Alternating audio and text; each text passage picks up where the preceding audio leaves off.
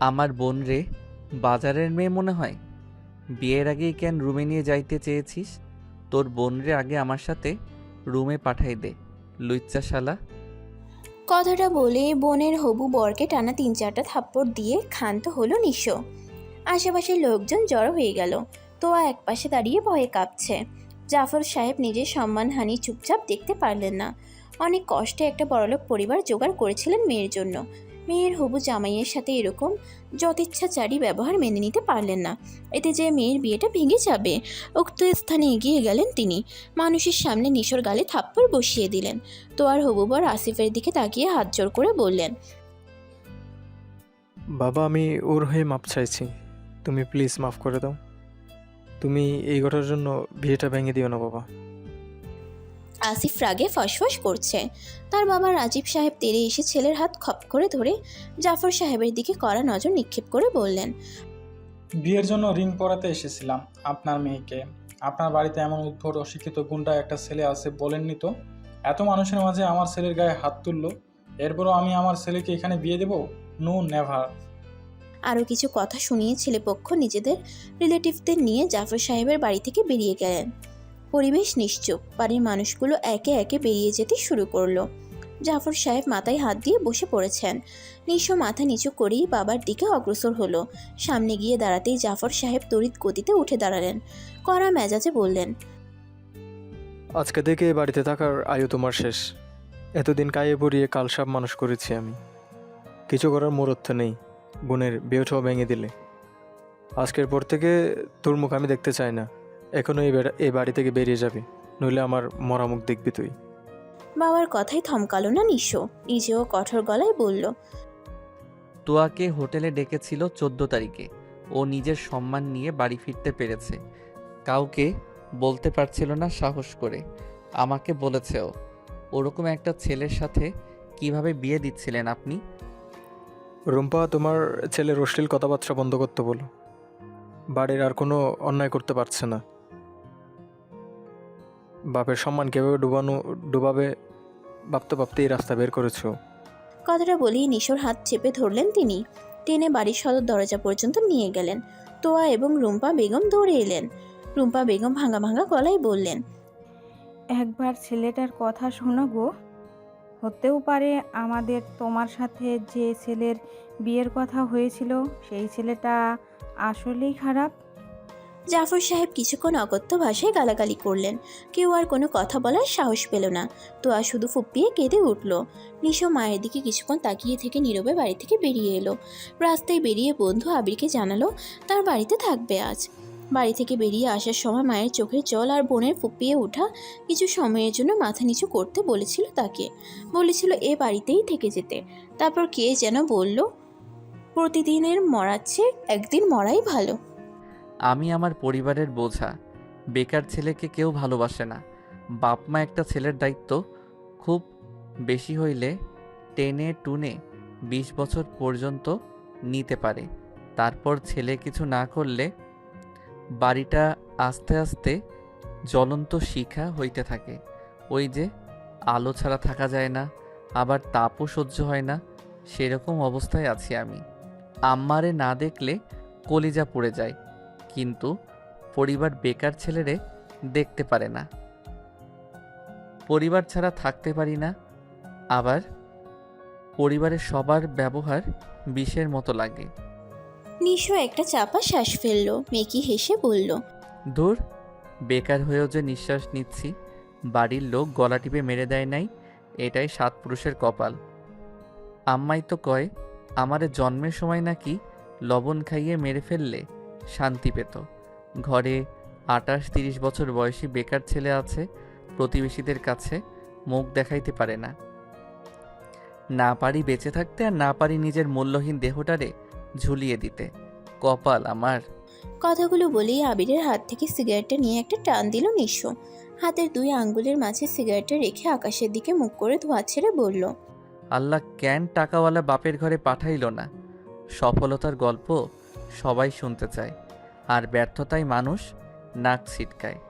ভাই, জীবন, ভাগ্য, বাড়ির মানুষ, প্রেমিকা, সময়, সব কিছু আমার সাথে কি গেমটাই না খেলছে। আবির নড়ে চড়ে বসলো, স্বর কোমল করে বলল, সাবিলার সাথে ব্রেকআপ কবে হলো বলিসনি তো? নিশো সিগারেটে আবার ঠোঁট ছোঁয়ালো, বলল, 2.5 মাস আগে। খুশির সংবাদ নাকি যে উচ্ছ্বাস নিয়ে জানাবো। কথায় আছে না, বেকার প্রেমিকের চাকরির সম্ভাবনা যত কমতে থাকে, প্রেমিকার বিয়ের সম্ভাবনা আরও বাড়তে থাকে। নিশোর কথায় শ্বাস টানলো আবির। ছাদে বসে খোলা আকাশটা যেন এবার তার কাছেও ভারী লাগছে। নীরব কণ্ঠে শুধালো, কান্না পায় না তোর ভাই? আমার ফ্যামিলি এমন করলে আমি কি করতাম?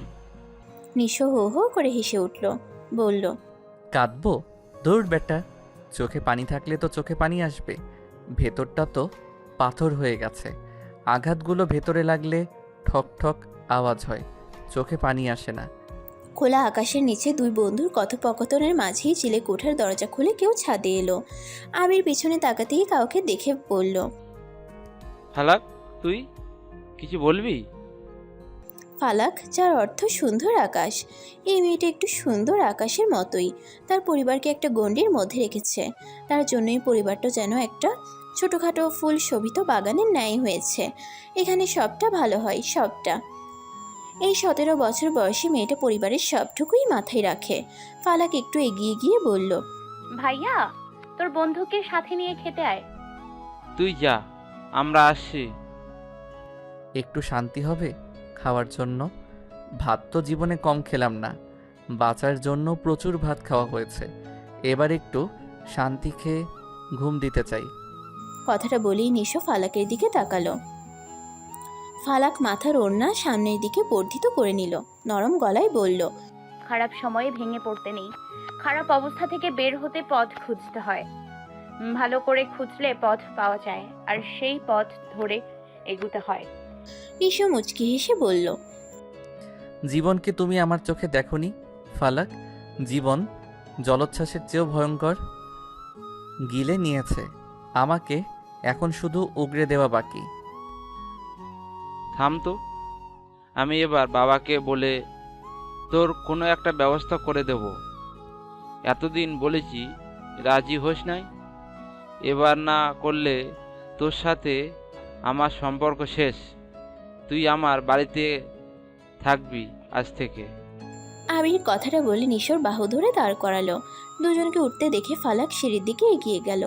একবার পিছনের দিকে তাকিয়ে নিশোর আবছায়া মুখটা দেখে দীর্ঘশ্বাস ফেলে বিড়বিড় করে বলে উঠল, আমি আমার চোখ দিয়ে আপনার পৃথিবী, আপনার জীবন কিভাবে দেখব নিশো ভাই? আপনি তো আপনার নিজের চোখ দিয়েই আমার পৃথিবী কখনো দেখার চেষ্টা করেননি।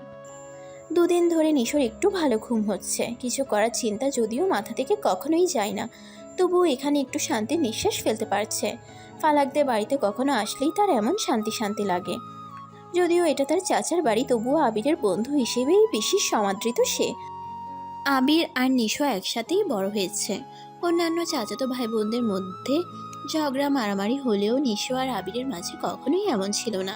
নিশো আর আবিরের বাবারা মায়ের পেটের ভাই নয়, তারা সৎ ভাই। একবারই দুই বোনকে বিয়ে করেছিল তাদের দাদা। সম্পর্ক একটা থাকলে নিশোর বাবা জাফর সাহেব এবং আবিরের বাবা জাবেদ সাহেবের মাঝে ভেতরে ভেতরে অপছন্দের একটা ব্যাপার আছে। নিশো এ বাড়িতে আসুক, সেটা জাফর সাহেব কিছুতেই চান না।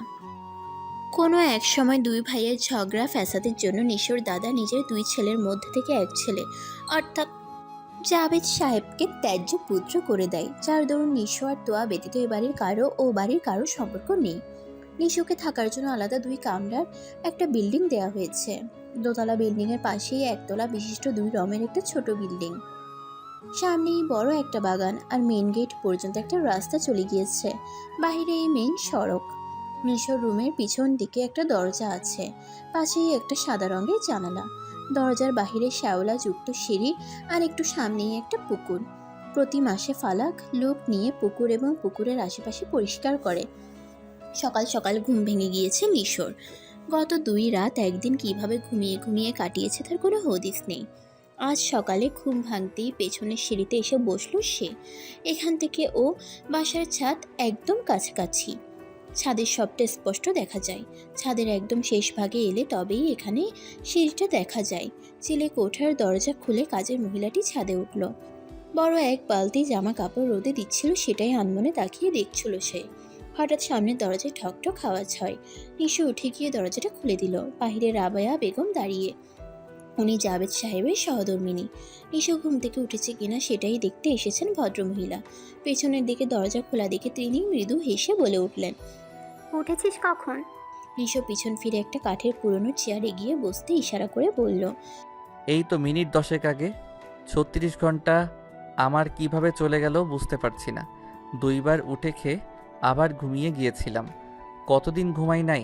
রাবেয়া বেগম চেয়ার টেনে বসলেন। আমি একটু বাবার বাড়ি গেছিলাম বলে এখানে থাকতে পেরেছিস।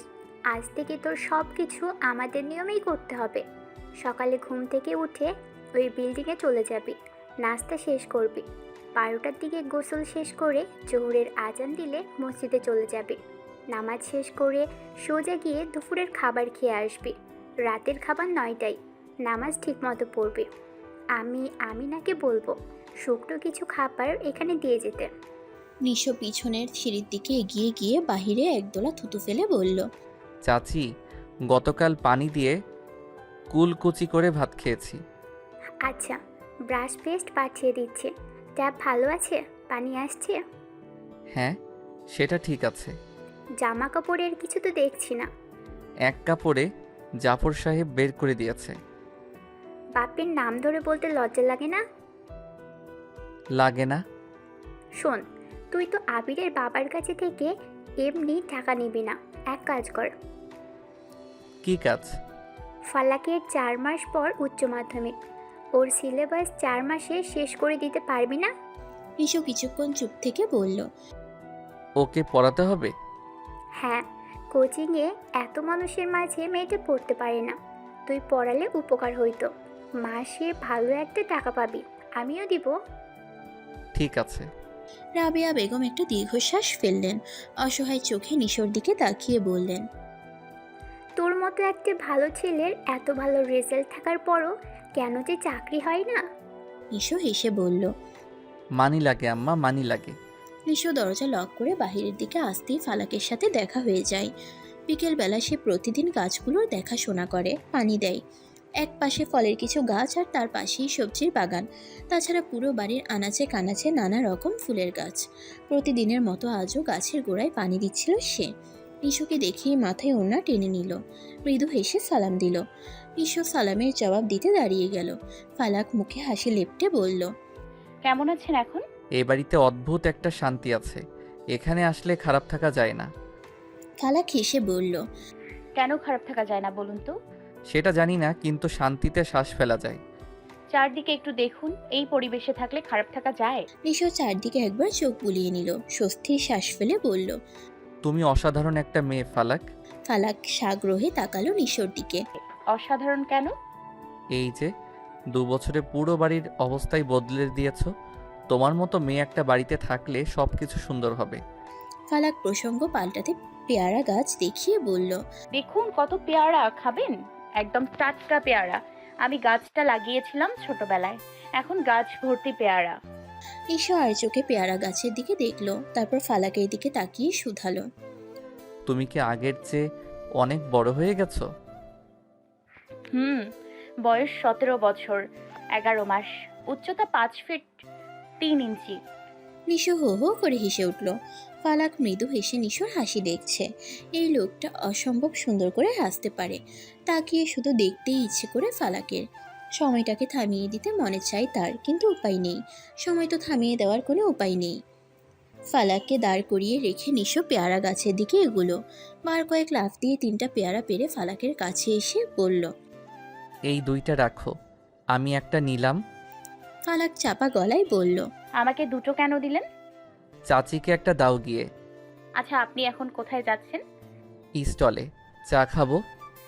আমি বানিয়ে আনি। বেকারের জন্য বেকার বেকার কষ্ট করতে হবে না। পকেটে 10 টাকা আছে, 1 কাপ রং চা আর একটা রুটি হয়ে যাবে। আমি না খালাকে দিয়ে কিছু খাবার পাঠিয়ে দিব রাতে। এই এক শার্ট কয়দিন পরে থাকবেন? বাড়ি থেকে নিজের শার্টগুলো আনলেও পারতেন।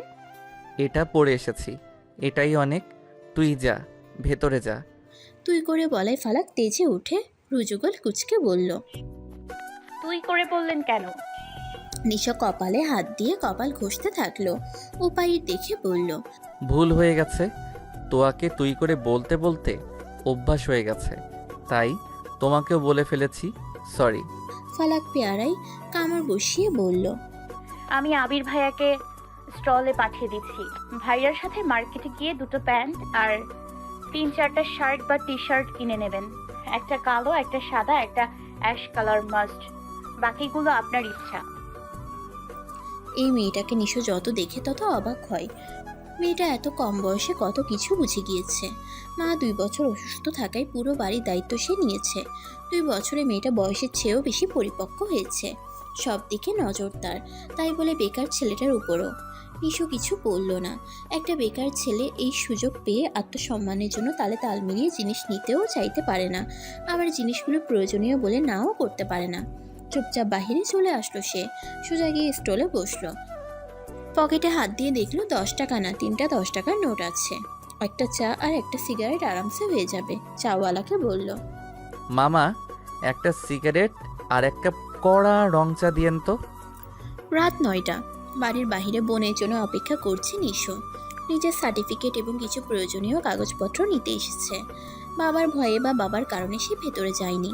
বাহির থেকে ছোট বোনকে কল করে সদর দরজার বাহিরে এসে দেখা করতে বলেছে। কাগজপত্র কোথায় আছে সেটাও বলেছে। মিনিট 10 মধ্যে তোয়া বাহিরে এলো। চারপাশে অন্ধকার। আসার সময় বাহিরের বাতি বন্ধ করে এসেছে সে। ভাইয়ের সাথে দেখা করছে। এই ঘটনা বাবা দেখলে বা জানলে খুব কথা শোনাবে।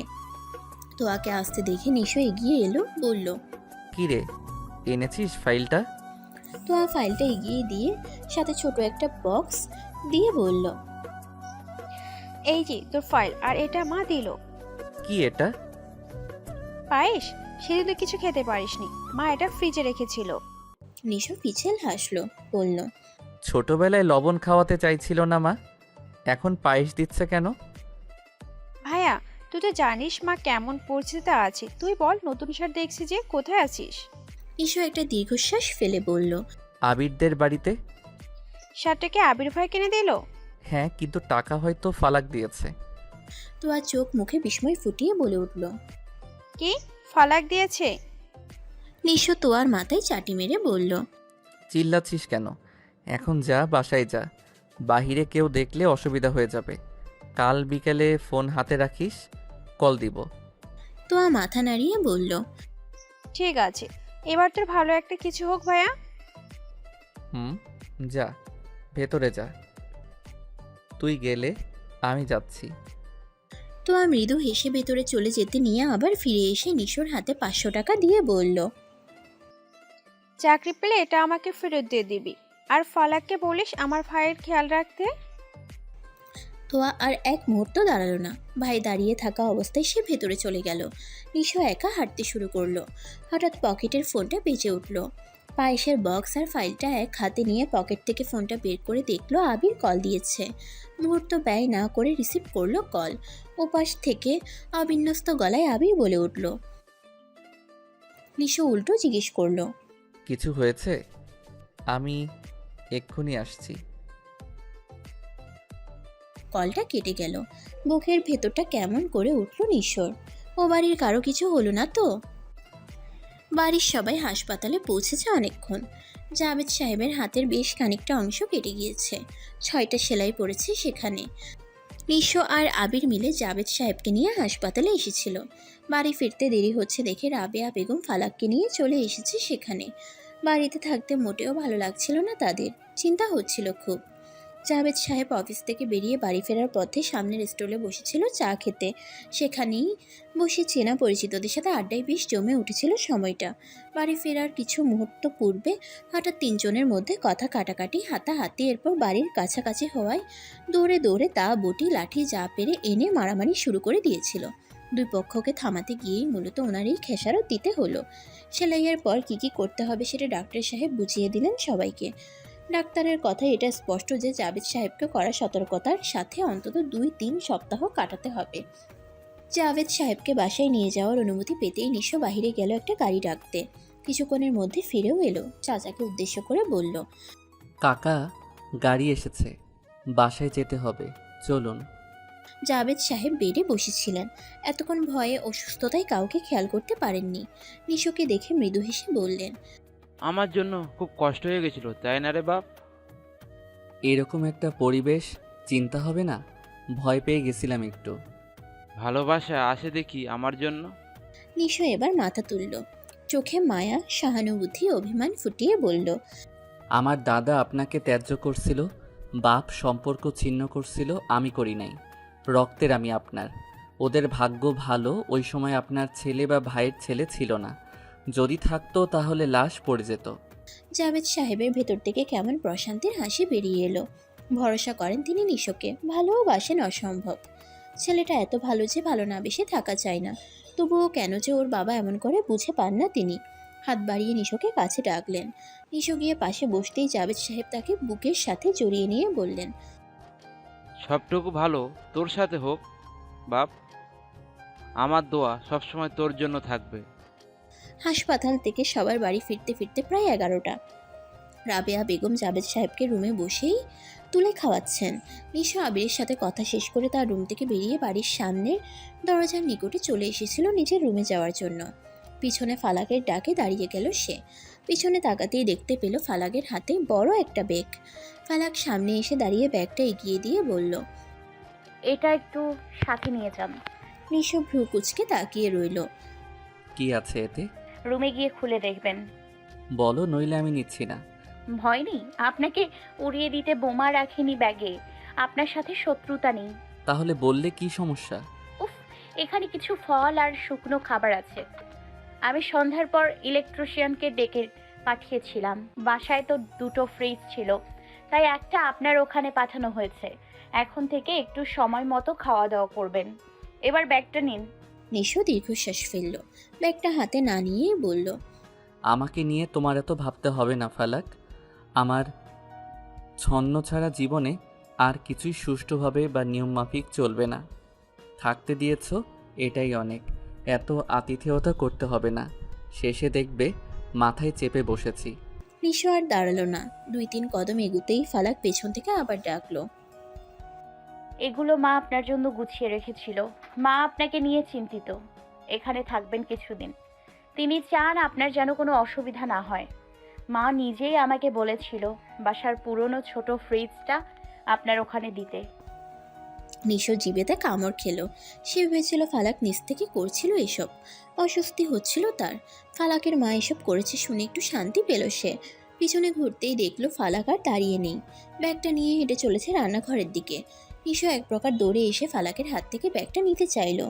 ফালাক ব্যাগটা টেনে নিশোর হাত থেকে ছাড়িয়ে নিয়ে রেগে নিশোর দিকে তাকালো। কি চাই? ব্যাগটা দাও। আপনি বলেছেন আপনার জন্য এ বাড়িতে যেন কেউ না ভাবে। থাকতে দিয়েছি, এটাই অনেক। ইস, ভুল হয়ে গেছে।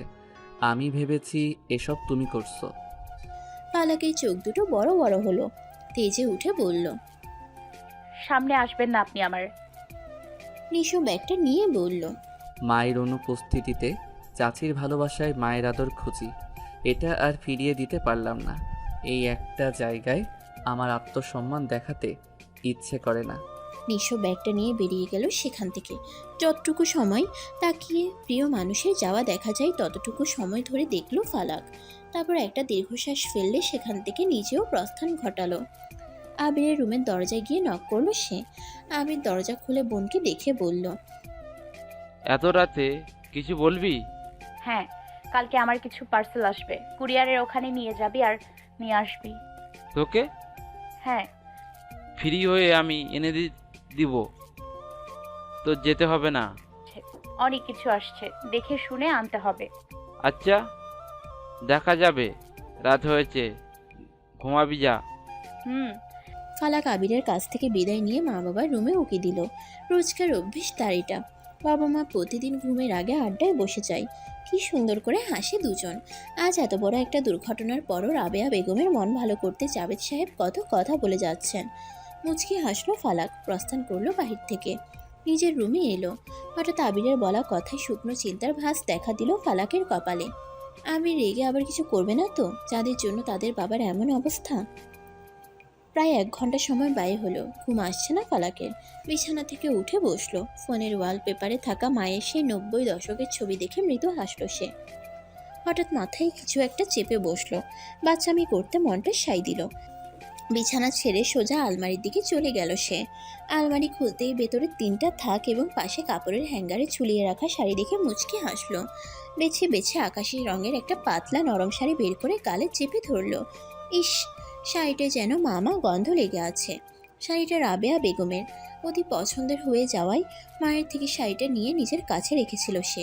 শাড়িটা 2 বছর আগে পরেছিল একদিন। মাকে প্রশ্ন করলো, এই মাঝরাতে 90 দশকে চলে যেতে চাইলে কি খুব বাচ্চামি করা হয়ে যাবে?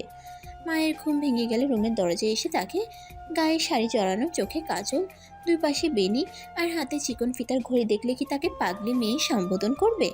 সব ভাবনা পিছনে ফেলে নিজের মন ভালো করতে শ্রম দিতে শুরু করলো ফালাক। শাড়ি কোনো মতে ঠিকঠাক করতে পারলো, কিন্তু চুল নিয়ে ঝামেলায় পড়তে হলো তাকে। হাঁটু অবধি চুল এখন আছড়ে জট ছাড়াতে হবে। চুলের দিকে তাকাতেই ভেতর থেকে একটা দীর্ঘ নিঃশ্বাস বেরিয়ে এলো। চুলের পিছনে গুনগুনে 25 মিনিট দিতে হলো তার। সবশেষে সুন্দর 2টা লম্বা বেনি সৃষ্টি হলো। আয়নার সামনে দাঁড়িয়ে মৃদু হাসলো।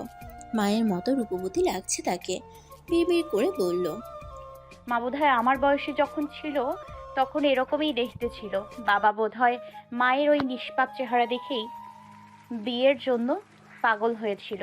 মাথার 2 বেনি ধরে নাড়তে নাড়তে সারা রুমে পায়চারি করতে থাকলো সে। ভাবলো, আচ্ছা, এই সাজে তাকে যদি নিশু দেখতো তাহলে কি প্রেমিকা বানানোর কথা ভাবতো? প্রেমিকাকে নিজের করে পেতে বেকারত্ব গুছিয়ে কিছু করতে উঠে পড়ে লাগতো? একটা বেকার ছেলের ঠান্ডা মেজাজের প্রেমিকার থাকা দরকার, যার বয়সটা তার মতোই অল্প হবে, যেন পরিবার থেকে বিয়ের চাপ না দিতে পারে। প্রেমিকা যেন সেই নারীর মতো প্রেমিককে সফল হতে সাহায্য করতে পারে, যে নারী একজন সফল পুরুষের অর্ধাঙ্গিনীর পরিচয় পায়। ফালাক হাতের ঘড়িতে সময় দেখলো, 2টা বাজতে চলেছে।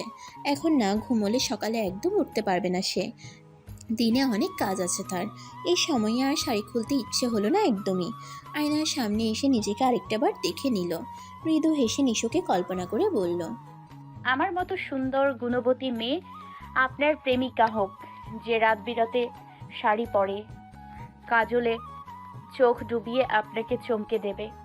আপনার ঘুম ভাঙলে চোখ টলতে টলতে আধ ঘুমো চোখে তাকে দেখবেন আর বলবেন, আমি জিতেছি। শাড়ি পরেছিস কখন? মায়ের কথায় থমকে দাঁড়ালো ফালাক। নিজের দিকে খেয়াল করতেই জিভেতে কামড় খেলো। রাতে শাড়ি পরেই ঘুমিয়েছিল সে। সামনের দিকে তাকিয়ে দেখলো আবির নিশো দুজনই তার দিকে গোল গোল চোখে তাকিয়ে আছে। নিজেকে কেমন উদ্ভট লাগছে ফালাকের। শাড়ির কথা মাথা থেকেই চলে গিয়েছিল একদম। নিজেকে অপ্রস্তুত হওয়া থেকে ধীরে ধীরে সামলে নিল সে। মায়ের দিকে তাকিয়ে বলল, রাতে ভালো লাগছিল না, ঘুম আসছিল না, তাই শাড়িটা পরেছিলাম। চেঞ্জ করতে ইচ্ছে হয়নি আর। আমাকে কি খারাপ লাগছে মা? রাবেয়া বেগম মৃদু হাসলেন। মেয়ের বাহু ধরে নিজের কাছে টেনে নিলেন। নিজের শাড়ির আঁচল দিয়ে চোখের লেপটে যাওয়া কাজল খানিকটা পরিষ্কার করে দিলেন। বেসিনের আয়নার সামনে দাঁড় করিয়ে দিয়ে মৃদু হেসে বললেন, ঠিক যেন অষ্টাদশী আমি দাঁড়িয়ে আছি। আমার মুখটায় সবটা নিয়ে নিয়েছিস যে। কি সুন্দর লাগছে আমার মেয়েটাকে। মাশাল্লাহ, কারণ নজর না লাগুক, কালো টিপ দিতে হবে। ফালাক মেখে রাগ দেখিয়ে বলল, মা, তোমারে না বলছি ওসব শিরক? তুমি চাও আমি জাহান্নামে চাই? আস্তাগফিরুল্লাহ, কখনো চাই না মা। বাবা কোথায়? কেমন আছে এখন? সকাল সকাল উঠেছিল, খিদে পেয়েছিল, খেয়ে শুয়েছে আবার। আজ অফিসে কে বসবে, ভাইয়া? হ্যাঁ, আবির যাবে। তুই যা, জলদি হাত মুখ ধুয়ে আই, একসাথেই নাস্তা করি সবাই। ভাইয়া, আমার কুরিয়ারে যেতে হবে, তুই নিয়ে যেতে পারবি না তো? আমি একাই চলে যাব। আবিরকে ডেকে কথাটা বলে ফ্রেশ হতে চলে গেল ফালাক। আবির পিছন থেকে একাই বলতে লাগলো, এত দূর কেন যেতে হবে? হোম ডেলিভারি নিলেই হয়ে যাবে। ক্লাস বাদ দিয়ে এখন এসব করতে হবে?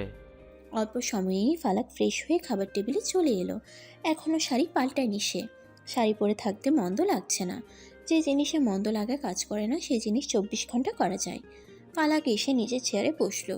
কোনাকুনি চেয়ারে নিশো বসে আছে, পাশেই আবির।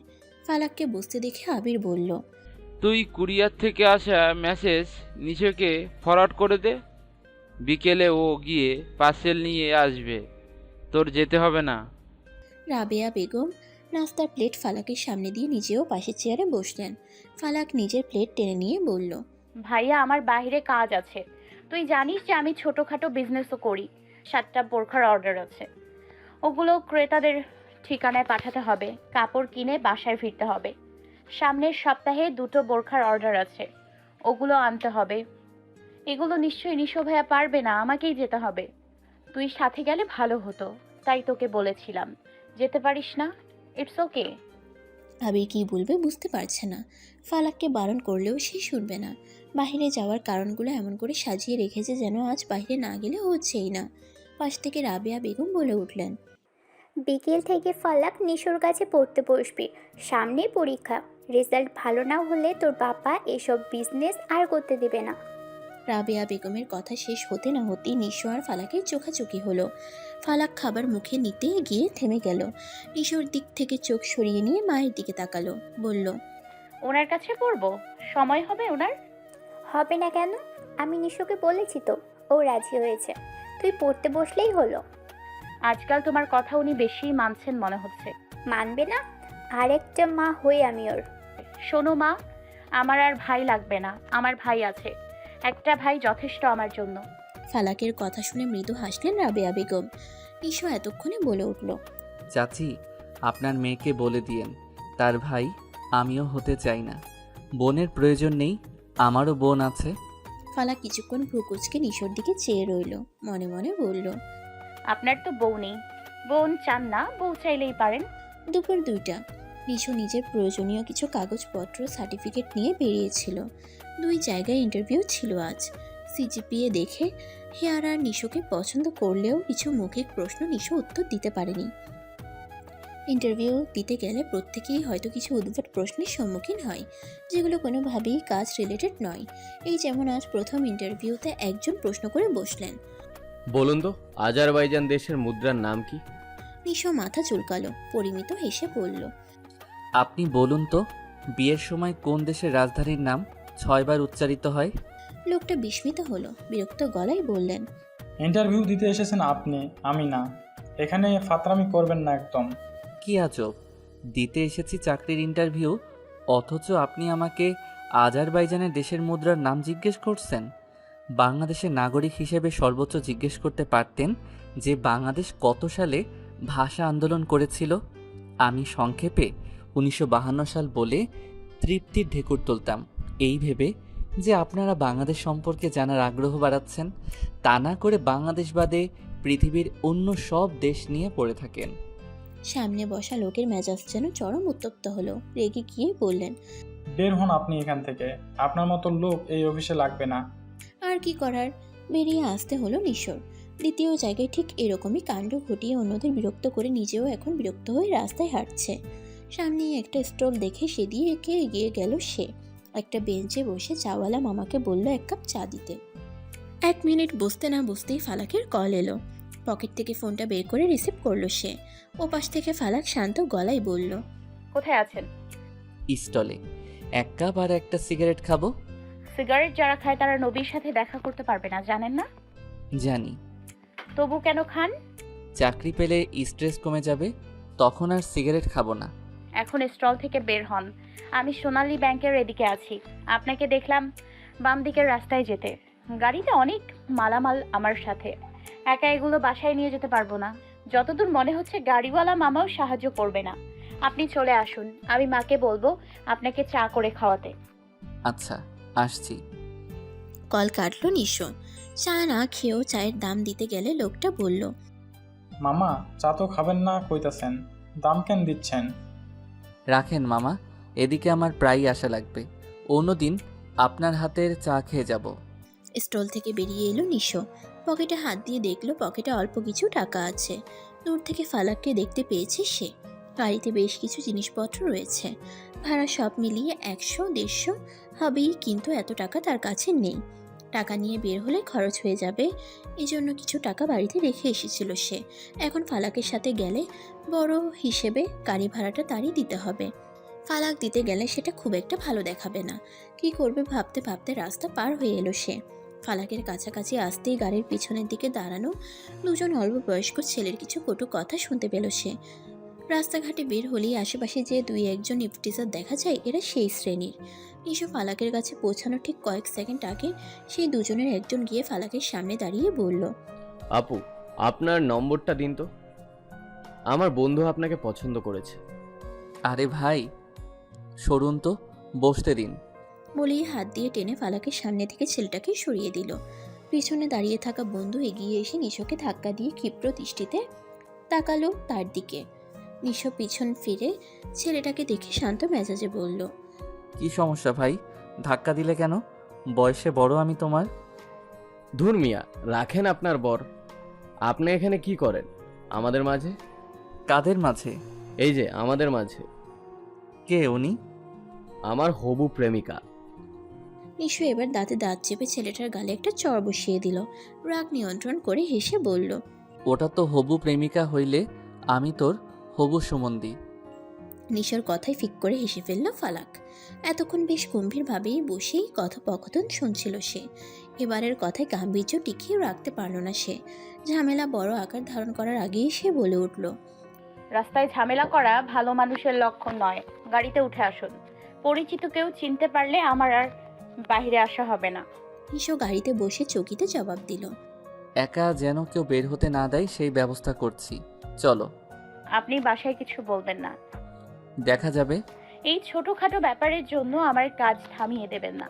ভবিষ্যতে বরকে উপার্জন করে খাওয়াতে আমার এই বিজনেসটা টিকিয়ে রাখতে হবে। মামা চলেন। নিশো গাড়ি চালককে যাওয়ার অনুমতি দিতেই গাড়ি চলতে শুরু করলো।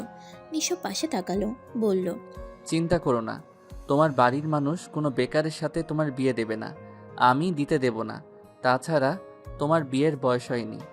ফালাক কিছু বলল না, মৃদু হাসলো সে। ফালাককে চুপ থাকতে দেখে নিশো কিছু বলল না। পুরো রাস্তা দুজন নীরবতা পালন করলো। 15 মিনিটের মাথায় গাড়ি এসে বাড়ির সামনে দাঁড়ালো। নিশো গাড়ি থেকে নামতে নামতে ফালাক নিজের পার্স ব্যাগ থেকে 500 টাকার নোট বের করে গাড়ি চালকের দিকে বাড়িয়ে দিয়ে ইশারায় নিশোকে দেখিয়ে বলল, চাচা, গাড়ি ভাড়া রেখে বাকি টাকা ওনার হাতে দিন। নিশোকে কোনো কথা বলার সুযোগ না দিয়ে ফালাক আবার বলে উঠল, আপনি বাকি টাকা নিজের কাছে একটু রাখুন। আমি 2টো ব্যাগ নিচ্ছি, বাকি 2টো ব্যাগ আপনি এখানে নামিয়ে রাখুন। আমি আবার আসছি। দুজন মিলে নিয়ে যেতে পারবো না, একটা একটা করে।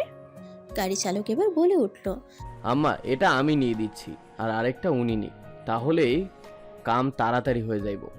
ফালাক মৃদু হেসে বলল, তাহলে তো খুব উপকার হবে চাচা, আমি কৃতজ্ঞ থাকবো। ব্যাগগুলো পৌঁছে দিয়ে গাড়িওয়ালা চলে যায়। নিশো বেরিয়ে যাবে তার আগে পকেট থেকে টাকাগুলো বের করে ফালাকের রুমেই টেবিলের উপর রাখতে যাবে, তখন ফালাক ব্যস্ত গলায় বলে উঠল, ওটা ফেরত দিতে হবে না, তখন তো সিগারেট খেতে পারেননি। এটা দিয়ে 1 প্যাকেট কিনে রাখবেন। নিশো ভ্রু কুচকালো, অবাক মিশ্রিত কণ্ঠে বলে উঠল, সিগারেট খেতে টাকা দিচ্ছ? প্রেমিকারা প্রেমিকের সিগারেট খাওয়ার অধিকার কেড়ে নেয়। আমি প্রেমিকা নই। অবাক করে দেওয়ার ক্ষমতা আছে তোমার, তবে টাকা আমার প্রয়োজন হবে না, আমার কাছে আছে। রাখুন ওটা, ফিরিয়ে দিলে আমার খারাপ লাগবে। চেষ্টা করবেন সিগারেট না খেতে। মনে হয় না এভাবে চাকরি খুঁজে কোনো লাভ হবে। আপনি বরং বিসিএস এর প্রস্তুতি নিন। নিশো চুপ রইল। ফালাক আবার বলল, আমাকে পড়াতে আসছেন কখন? কখন তোমার সুবিধা হয়? 7টার দিকে সময় হবে আপনার? হবে। ঠিক আছে, চলে আসবেন। ঠিক আছে। মন খারাপ লাগলে ছাদে যাবেন বা আপনার রুমের পেছনের সিঁড়িতে বসবেন, ভালো লাগবে। অনেক কথা বলে ফেলেছি, এখন আসুন, আমার অনেক কাজ। নিশো বেরিয়ে যেতে পা বাড়ালে ফালাক আবার বলে উঠল, শুনুন, তখন আপনার কথায় ভুল ছিল। আমার বিয়ের বয়সের খুব বেশি দেরি নেই, মাত্র 13 দিন। দুপুর 2:30। নিশো মাত্রই মসজিদ থেকে ফিরে বিছানায় গায়ে দিয়ে দিয়েছিল। মাথার উপরে ফ্যানটা অল্প গতিতে ঘুরছে। সে চোখের উপরে হাত রেখে কিছু চিন্তা করছিল। কিছু বলতে ফালাকের কথাটাই ভাবছিল। মেয়েটা খুব একটা ভুল কথা বলেনি। পড়াশোনাটাই শুধু তার দ্বারা হয়ে এসেছে। বিসিএস পরীক্ষার আর খুব বেশি দেরি নেই। পুরো বাংলাদেশের কম মানুষ বুকে আশা নিয়ে বিসিএস দেবে না। বেশিরভাগ স্টুডেন্ট লাইফ থেকে একাডেমিক পড়ার পাশাপাশি বিসিএস এর জন্য পড়ে। নিশোর কিছুই করা হয়নি। তার মুখস্থ করার ক্ষমতা অনেক, সহজেই কোনো কঠিন বিষয়ও বুঝে যায়। এখন এই কয়েক মাসে প্রস্তুতি নিতে হলে খুব খাটতে হবে তাকে। তার উপর অনেক সময় প্রয়োজন। সময় সে পড়াশোনায় দিতে পারবে, সেটার সমস্যা নেই। বেকার ছেলের আবার ব্যস্ততা আছে নাকি? তবে কিছু প্রয়োজনীয় বই, নতুন পুরনো খবরের কাগজ এসব কিনতে বেশ কিছু টাকার প্রয়োজন হবে। বাবার থেকে টাকা সে চাইতে পারবে না। টাকা চাওয়া তো দূরের কথা, এই মুখ নিয়ে বাবার সামনেই উপস্থিত হতে পারবে না সে। এসব বাবার দোষ দিতে পারে না। সব বাবারাই চায় তার ছেলে কিছু করুক। তার সমবয়সী সবাই কোথাও না কোথাও কিছু না কিছু করছে, শুধু সেই একমাত্র ব্যক্তি যে ভাবগুড়ে হয়ে বেড়াচ্ছে। কিছু একটা মাথায় আসতেই বোনের ফোনে কল লাগালো সে। রিং হচ্ছে আর তার বুক কাঁপছে। ফোনে ব্যালেন্সের পরিমাণ কম, কথা তো বলা সম্ভব হবেই না। তোয়া যদি কল রিসিভ করে তাহলে পরবর্তীতে মিস কল দেওয়ার পয়সাও থাকবে না। বড় ভাই হয়ে বোনকে মিস কল দিতে বিবেকে বাঁধল তার, কিন্তু উপায় নেই। কল রিসিভ হলো না। তোয়া হয়তো কল কেটে দিল। মুখে হাসি ফুটল নিশোর। মুহূর্তের মধ্যেই ওপাশ থেকে কল ব্যাক এলো। নিশো কল রিসিভ করতেই তোয়া ওপাশ থেকে স্নিগ্ধ কণ্ঠে বলে উঠল, কেমন আছিস ভাইয়া? তোর শরীরটা ভালো? মৃদু হাসিটা এবার প্রশস্ত হলো। এই মেয়েটা তার মায়ের পরের অবস্থানে আছে, যার সাথে কথা বললে অটোমেটিক হেসে ফেলে সে। কি প্রশান্তি। হ্যাঁ আলহামদুলিল্লাহ, তুই কেমন আছিস? আর মা? সবাই ভালো আছি। কি করছিস? শুয়ে আছি। তুই? আমি খেয়ে রুমে আসলাম মাত্র। খেয়েছিস কিছু? না, তবে এখনই খেতে যাব। একটা কথা ছিল। হ্যাঁ বল। আমার কিছু টাকা প্রয়োজন, বুঝলি? কিছু বই কিনতে হবে। কিসের বই? ভাবছি বিসিএস দেব। সত্যি? হ্যাঁ, এত খুশি হচ্ছিস যেন বিসিএস এ পাশ করে গেছি। তো খুশি হব না? আমি জানি আমার ভাই পরীক্ষা দিলে পাশ করে যাবে। এত সুন্দর বুদ্ধি তোর মাথায় ঢোকালো কে?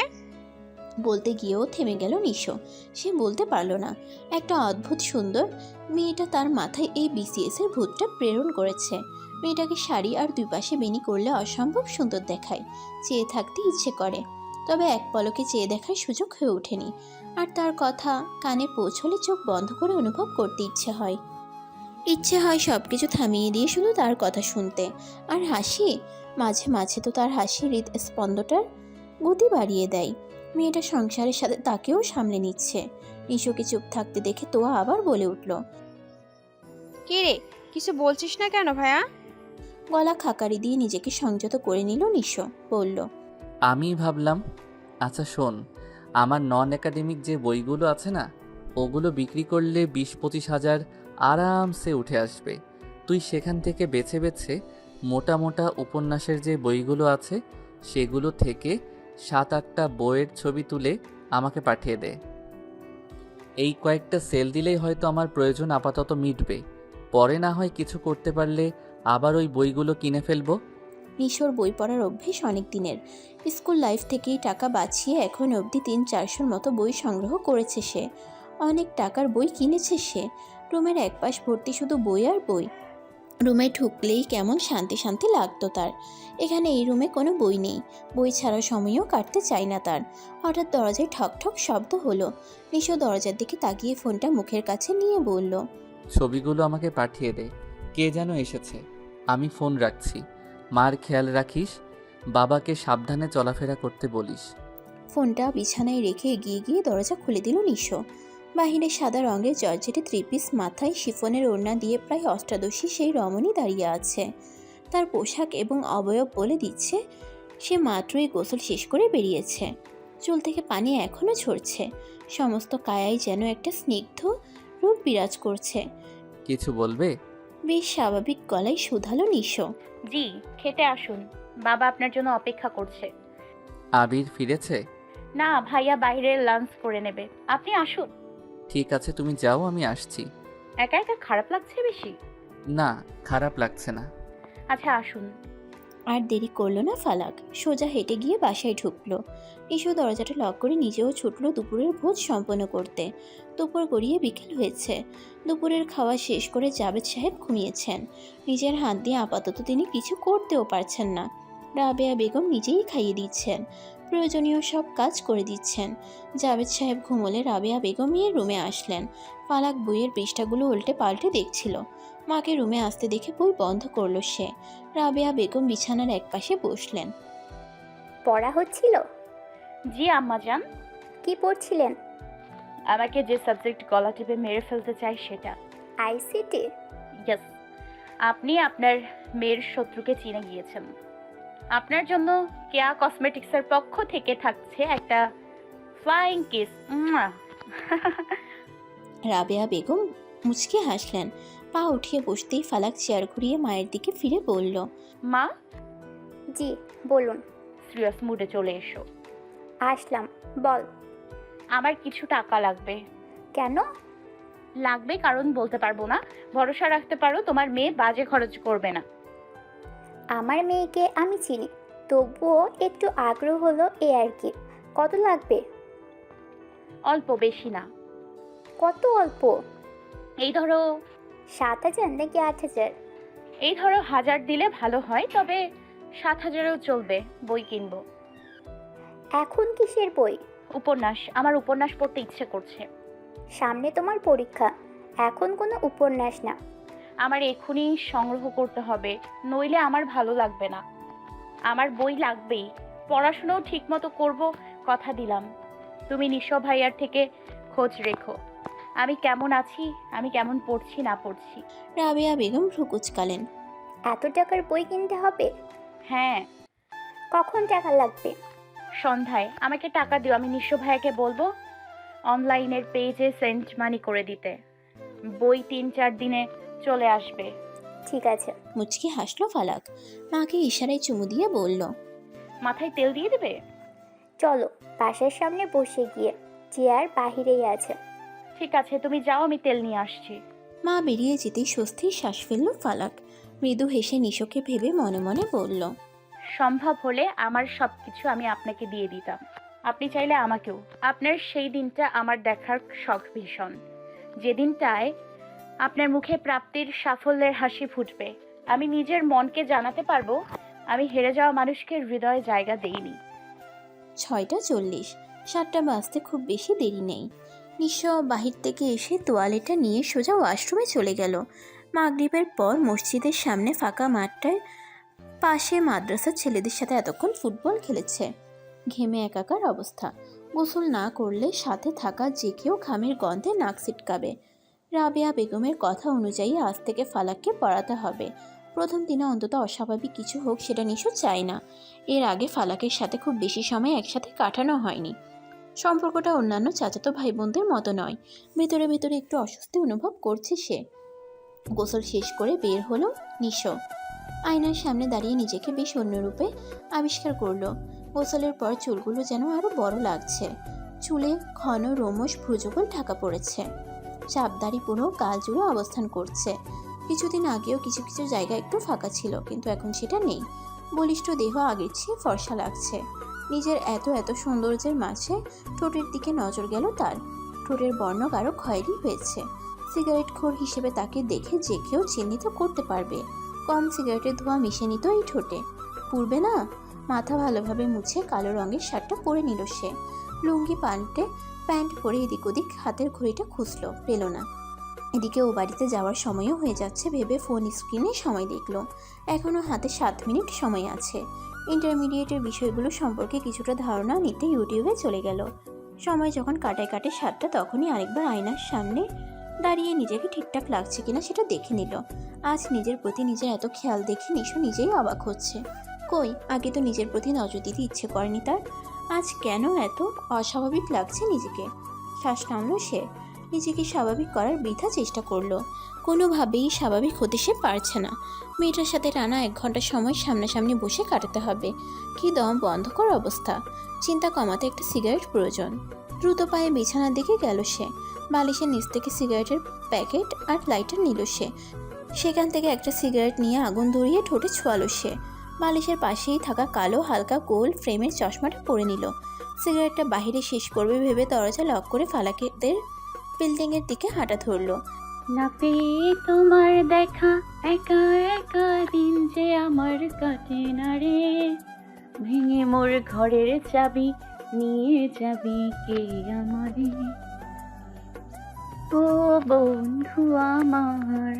গানটা শেষ করতেই দরজার দিকে চোখ গেল ফালাকের। নিশো দাঁড়িয়ে আছে। কখন এসেছে বুঝতে পারেনি ফালাক। ফালাকের জন্য রাবেয়া বেগমের মন খারাপ ছিল বলে মায়ের মন ভালো করতে মাকে গান গিয়ে শোনাচ্ছিল সে। শেষে মায়ের গলা জড়িয়ে গানে ব্যস্ত থাকায় দরজার দিকে খেয়াল করেনি সে। উঠে দাঁড়াতেই নিশোকে দেখে জোরপূর্বক হাসি ফুটালো ঠোঁটে। লজ্জা লাগছে তার। গান কি নিশো শুনে নিল? ফালাকের মেরে দাঁড়িয়ে থাকা দেখে নিশো বলে উঠল। আসবো? রাবেয়া বেগম চকিতে পিছনে ফিরে তাকালেন। নিশোকে দেখে মৃদু হেসে বললেন, আরে নিশো যে, আয় বাবা ভিতরে আয়, তোর জন্যই অপেক্ষা করছিলাম। নিশো ধীর গতিতে ভেতরে প্রবেশ করলো। ফালাক মাঝখান থেকে সরে দাঁড়ালো। রাবেয়া বেগম উঠে দাঁড়ালেন, মৃদু হেসে বললেন, আইসিটি, ইংরেজি, বাংলা এই তিনটে দেখিয়ে দিবি মেয়েটাকে। 1 ঘন্টা তো হবে না, 1.5 ঘন্টা, একটু সময় দিস বাবা। নিশো হ্যাঁ সূচক মাথা নাড়ালো। সরস দৃষ্টি ফেলে বলল, আমি তো ফ্রি থাকি চাচি, এর চেয়েও বেশি সময় দিতে আমার বাঁধবে না। রাবেয়া বেগম মৃদু হাসলেন। এই ছেলের কাজ কথায় সর্বদা তৃপ্তি পান তিনি। ফালাকের দিকে চেয়ে বললেন, ভাইয়াকে জ্বালাবি না একদম, মন দিয়ে পড়বি। রেজাল্ট খারাপ কিন্তু কোনোভাবেই মেনে নিব না আমি। আর নিশো, 1 সপ্তাহে যা পড়াবি সেটার একটা করে পরীক্ষাও নিবি। আমি নম্বর দেখব ওর। এই মেয়ে অন্য সব দিকে 100তে 100, শুধু পড়তে চায় না। শেষের কথাটা নিশোর দিকে তাকিয়ে বললেন রাবেয়া বেগম। নিশো মাথা নাড়ল। রাবেয়া বেগম আরও 2-1টা কথা বলে রুম থেকে বেরিয়ে গেলেন। ফালাক এগিয়ে এসে টেবিলের এক পাশে চেয়ার টেনে বের করে নিশোকে উদ্দেশ্য করে বলল, বসুন। নিশো পরিমিত হাসলো। ফালাকের কথা মতো চেয়ারে গিয়ে বসলো। ফালাক টেবিলের অপর প্রান্তের আরেকটা চেয়ার বের করে সেখানে বসলো। নিশো শুধালো, ক্লাস হচ্ছে? না। পরীক্ষার কতদিন বাকি? হিসাব করলে 3.5 মাসের মতো। 4 মাস সময় নেই। কলেজে কোচিং চলে? হ্যাঁ চলে, কিন্তু ওখানে তো এখন কিছু বুঝিয়ে দেয় না সেরকম, শুধু রিভাইজ আর রিভাইজ। আমি যেটা বুঝি না সেটা জিজ্ঞেস করতে লজ্জা করে। নিশো মুহূর্ত কয়েক স্থির চোখে ফালাকের দিকে চেয়ে রইল। তারপর একটা দীর্ঘশ্বাস মোচন করে বলল, প্রথম আধা ঘন্টা ইংরেজি, দ্বিতীয় আধা ঘন্টা বাংলা, আর তারপর আইসিটি। এখন ইংরেজির সময় চলছে, সুতরাং 5 মিনিট সময় দিলাম। ইংরেজি ব্যাকরণের সূচিপত্র দেখে আমাকে জানাও কোনটায় সমস্যা, কোনটা প্রথমে পড়তে হবে। তোমার সমস্যা থেকেই সমাধান শুরু হোক। নাও স্টার্ট করো। ফালাক আর কথা বাড়ালো না। বাধ্য মেয়ের মতো প্রথম দিন পড়া শুরু করলো। এমনিতেও সে অবাধ্য হওয়ার মতো মেয়ে নয়। সময়ে অসময়ের কোনো কিছু চলমান থাকলে সেটা তার পছন্দ হয় না। সুতরাং সে সব কিছু ভুলে পড়ায় মন দিল। নিশোরও কোনোভাবে এতটা সময়ে একটুও অস্বস্তিতে পড়তে হলো না। অন্য সময় যেমন ফালাক ছোট ছোট বাক্যে বেশ অন্যরকমভাবে তার সাথে কথা বলে, সেটার ভিন্নতা প্রকাশ পেল এবার। তবে ফালাকের মুখে আজ হাসিটা দেখতে পায়নি সে। মাঝে মাঝেই কেসে উঠেছে।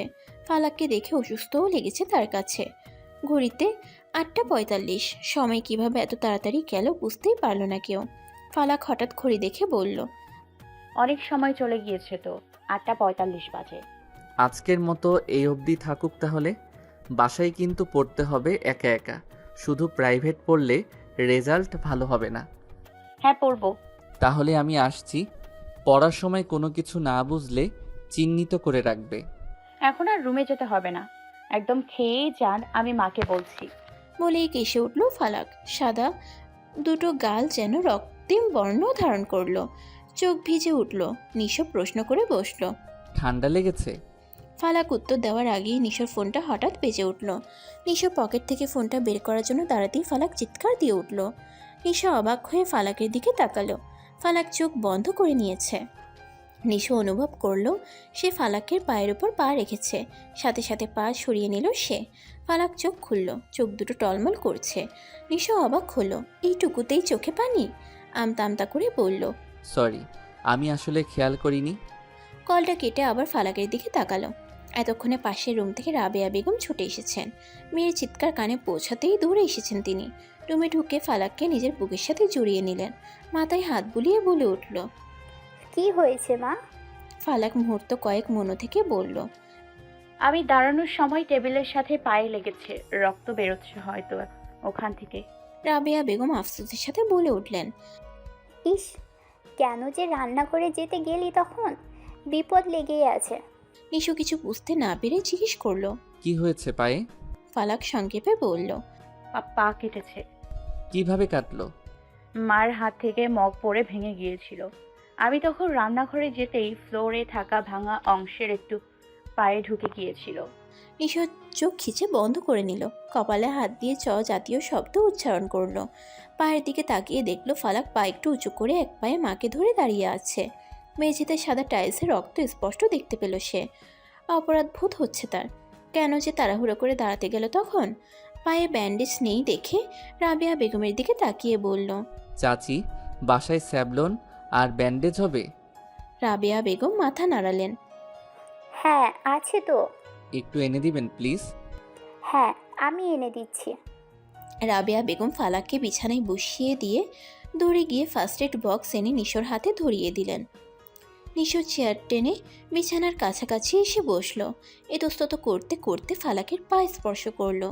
মাথা নিচু করে চোখ বন্ধ করে নিল ফালাক। কি একটা মনে করে পা সরিয়েও নিল, বলল, আপনি আমার বড়, পায়ে হাত দেওয়া বিষয়টা ভালো দেখাচ্ছে না। এগুলো আমার কাছে দিন, আমি পরিষ্কার করে ব্যান্ডেজ লাগিয়ে নিচ্ছি। নিশো ফালাকের পা আবার নিজের হাতে নিল, বলল, সব ডাক্তার নিশ্চয়ই তোমার ছোট না? আপনি তো ডক্টর না। পাশের রুম থেকে জাভেদ সাহেবের স্বর ভেসে এলো। রাবেয়া বেগম বাহিরের দিকে একবার দেখে বললেন, মা, ভাইয়াকে একটু ব্যান্ডেজটা লাগিয়ে দিতে দে, আমি এসব পারি না। আবির থাকলে ও নিজেই দিত, তোর বাবা ডাকছে, দেখি কি হলো। রাবেয়া বেগম বেরিয়ে গেলেন। নিশো স্যাবলনের শিশির ক্যাপ খুলে তুলোতে মাখিয়ে নিল। ফর্সা পা রক্তে লাল হয়ে আছে, পায়ের তালুতে বেশ খানিকটা কেটেছে। স্যাবলন ছোঁয়াতেই আহ শব্দ করে বেডশিট খামছে ধরলো ফালাক। চোখ আবার ছলছল করে উঠল। নিশো বলল, একটু জ্বালাপোড়া করবে, সহ্য করে নাও। আমি আসলে সরি, তখন তাড়াহুড়া করতে গিয়ে। আপনার কোনো দোষ নেই, এভাবে বলবেন না। একটু সাবধানে চলাফেরা করবে তো। আমি খুব একটা চঞ্চল প্রকৃতির নই, তখন কিভাবে যেন ওটা হয়ে গেল। আমি ব্যান্ডেজ করে দিচ্ছি, পা ভিজাবে না একদম। আচ্ছা। পায়ের এই ব্যথা নিয়ে চাচিকে গান গেয়ে শোনাচ্ছিলে? আসলে আমার পায়ের অবস্থা দেখে মন খারাপ করেছিল, তাই একটু মন ভালো করে দিচ্ছিলাম। বাহ, মন ভালো করার দায়িত্ব নিয়ে রেখেছো। আমার মানুষদের মন খারাপ দেখতে ইচ্ছে করে না, তাদের ভালো রাখার দায়িত্ব আমার। তোমার মানুষ? হুম। অন্যদিকে মুখ ঘুরিয়ে কথা বলছো কেন? আমার দিকে তাকিয়ে কথা বলা যায় না? ফালাক কিছু বলল না। নিশো ফালাকের পায়ের কেটে যাওয়া অংশটা ভালোভাবে পরিষ্কার করে ব্যান্ডেজ বেঁধে দিল। বক্সটা পিছনে ঘুরে টেবিলের উপর রেখে বলল, হাঁটাহাঁটি বেশি করবে না, আমি একটু বাহির থেকে আসছি, তোয়া কল দিয়েছিল। উঠে দাঁড়ালো নিশো। বাহিরের দিকে পা বাড়াতেই ফালাক বলল, আপনি প্লিজ আমার কাছে আসার সময়, মানে আমাকে পড়াতে আসার আগে সিগারেট খাবেন না, গন্ধ সহ্য হয় না আমার। আপনার গা থেকে কড়া গন্ধ আসছিল, সিগারেটের গন্ধ কেমন শ্বাস বন্ধ হয়ে আসতে চায়, কাশি হয়, যদিও কাশি আমার পিছু ছাড়ে না, তবে এই পরিস্থিতিতে বেশি হয়। নিশো চুপচাপ দাঁড়িয়ে ফালাকের কথাগুলো শুনল, কিছু না বলে রুম থেকে বেরিয়ে গেল। রাত 11:47, বিছানায় বসে বসে পড়ছিল। পৃথিবীর অদ্ভুত কিছু মানুষ আছে যাদের বাড়িতে পড়ার জন্য চেয়ার টেবিল থাকলেও বিছানা আর বালিশ বেছে নিবে। ফালাকও তাদের মধ্যে একজন। পড়া শেষ করে বইগুলো গুছিয়ে একপাশে রাখলো। খাটের একপাশে বড় আয়না, বিছানায় বসলেই নিজেকে দেখা যায়। ফালাক গিয়ে বিছানার এক প্রান্তে বসলো। আয়নায় নিজেকে দেখা যাচ্ছে। আয়নায় নিজেকে দেখে পায়ের দিকে তাকালো সে। পায়ের দিকে তাকাতেই নিশোর কথা মনে পড়ল। কি যত্ন করে ব্যান্ডেজ পাচ্ছিল। নিশোর কথা ভাবতেই মুখে হাসি ফুটে যায় ওর। এমন হয়তো প্রতিটা মানুষেরই হয়, তার প্রিয় মানুষের কথা মনে পড়লে। বেশ কিছুক্ষণ আয়নায় নিজেকে দেখল সে। ঘড়িতে রাত 12টা জানান দিল। আলো নিভিয়ে দিতে সুইচ টিপতেই কানে এলো নিশোর গানের গলা, সাথে গিটারের টুংটাং আওয়াজ। ফালাক মৃদু হেসে গান শুনতে শুনতে শুয়ে পড়ল। কত বছর ধরে আমার শূন্যস্থান দুমড়ে গিয়েও বেঁচে থাকার ভান, জলের কাছে গিয়েও ফিরে আসি, তাই এই কুয়াশায় খুঁজছে কে আমায়, এই কুয়াশায় খুঁজছে কে আমায়। আমি একলা ক্লান্ত ঘুরি, যে আমাকে বুঝবে ভালো তার আকাশেই উড়ি। গান শেষ হতেই গিটারের আওয়াজ থেমে গেল। আবির রাতে বাড়ি ফিরে বেশ ক্লান্ত লাগছিল। খাওয়া দাওয়া শেষ করেও কিছুতেই ভালো লাগছিল না। বিছানায় গায়ে লিয়ে দিয়ে এপাশ ওপাশ ফিরছিল শুধু, ঘুম আসছিল না কিছুতেই। তাই নিশোকে কল দিয়েছিল। নিশোর সাথে সাথেই রিসিভ করতেই বুঝলো নিশোও ঘুমায়নি। তাই নিশোকে রুমের বাইরে আসতে বলে নিজেও গিটারটা নিয়ে বেরিয়ে আসে। আর তারপরেই দুজন গান শুরু করে। গান শেষ হতেই আবির সহাস্য বলে উঠল, ভাই এবার ফেস লাগছে। নিশো গিটারটা বুকের সাথে জড়িয়ে নিয়ে বলল, কতদিন এভাবে গান গাই না ভাই। আগে সবাই একসাথে হয়ে কি সুন্দর আড্ডা দিতাম, গান গাইতাম। সবাই তো এখন যার যার কেরিয়ারে ব্যস্ত। শুধু আমি বাদে। বলে শ্বাস টানলো নিশো। নিশোর পিঠ চাপড়ে আবির বলে উঠল, তুই আমাদের ব্যাচের সবথেকে ভালো স্টুডেন্ট ছিলি, যদিও আমি পরে ইঞ্জিনিয়ারিংয়ে গেলাম। তোর রেজাল্টও মাশাআল্লাহ। তুই শুধু শুধু চিন্তা করছিস। এই খারাপ সময় খুব বেশি দিন থাকে না। ভালো তোর হবেই দেখিস।